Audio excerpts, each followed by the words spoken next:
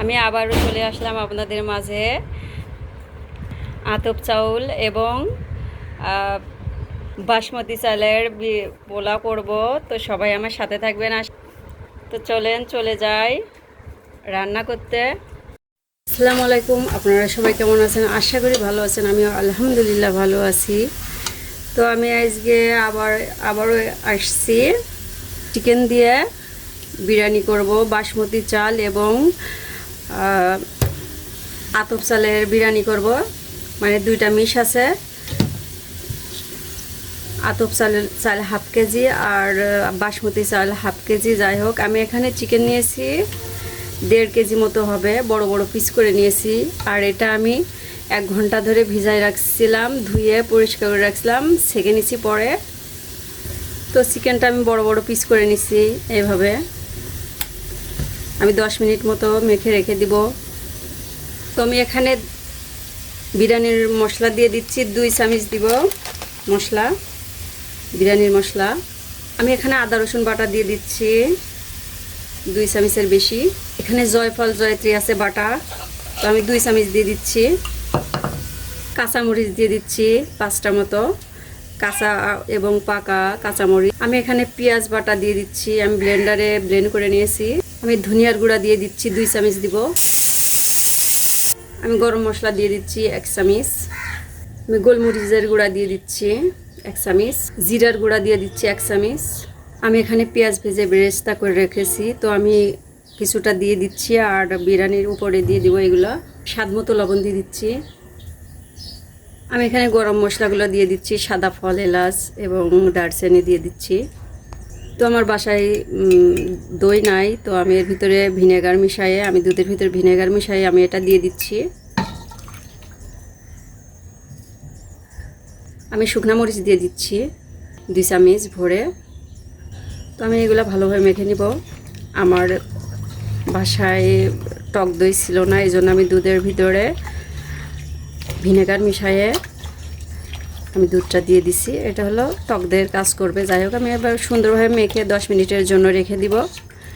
তারপরে আমি রান্নাটা তুলে দেবো। আর আপনারা যদি চান সারা রাতের জন্য নর্মাল চেম্বারে রেখে দিতে পারেন, সেটাও বেশি ভালো হয়।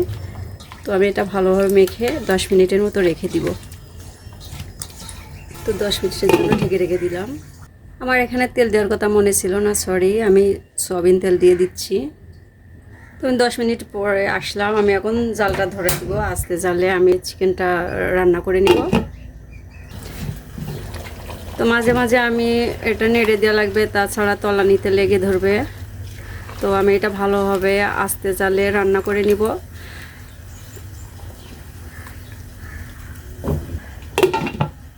তো ওইদিকে চিকেনটা রান্না হোক, আমি এখানে চালটা সিদ্ধ করার জন্য আমি এখানে পানি দিয়ে দিচ্ছি পরিমাণ মতো। আমি এখানে গরম মশলা দিয়ে দিচ্ছি, সাদা এলাচ, দারচিনি আর তেজপাতা এখানে দিয়ে দিচ্ছি। আমি এখানে সয়াবিন তেল দিয়ে দিচ্ছি, যাতে ভাতের একটার সাথে আরেকটা না লাগে। বলক না আসা পর্যন্ত আমি ঢেকে দিব। তো পানিটার বলক এসে গেছে। তো আমি আতপ চাল আর বাসমতি চালটা দিয়ে দিলাম। আমি চালটা ভালোভাবে নেড়ে দিব আর বারবার চেক করব, মানে আদা ফুটা হওয়া পর্যন্ত আমি রান্না করে নিব ভাতটা।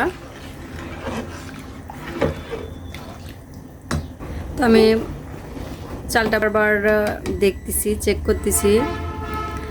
যখন একটু মাঝি মতো থাকবে তখন তো আমার ভাতটা রান্না করা হয়ে গেছে। আমি সেকে সেকে এইভাবে উঠে নেব।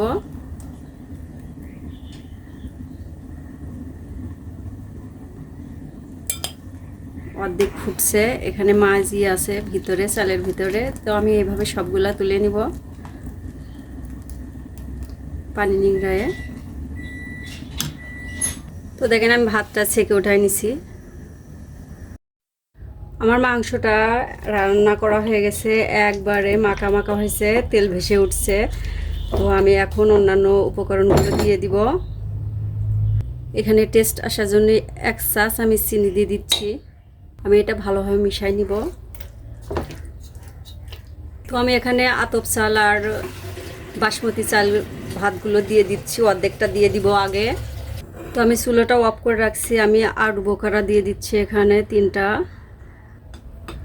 আমি এখানে বাকি ভাতগুলো দিয়ে দিচ্ছি। আমি ভাতগুলো ভালোভাবে সমান করে দিচ্ছি। তো আমার ভাতগুলো সমান করে নিছি। আলু ভেজে রাখছিলাম, এগুলো আলুগুলো দিয়ে দিচ্ছি। আমি এখানে জর্দার রং দিয়ে দিচ্ছি। তো আমি আলু ভেজে রাখছিলাম, আলু ভাজাগুলো দিয়ে দিচ্ছি।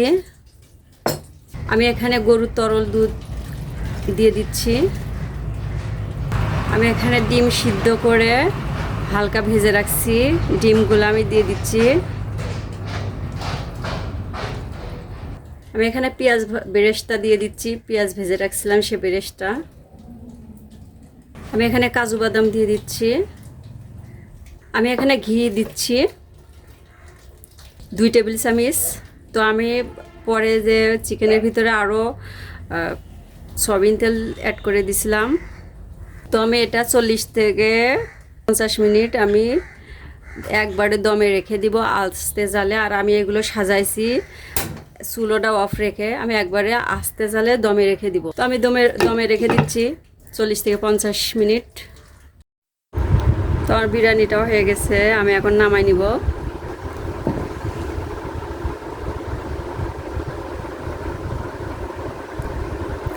অনেক ঝরঝরা হয়েছে ইনশাল্লাহ।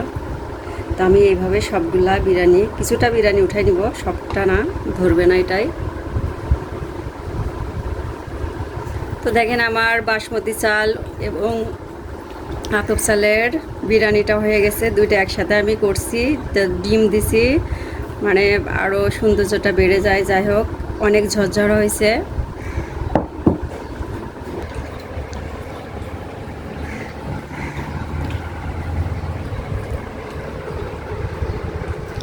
তো সবাই ভালো থাকবেন, সুস্থ থাকবেন। আসসালামু আলাইকুম, আল্লাহ হাফেজ।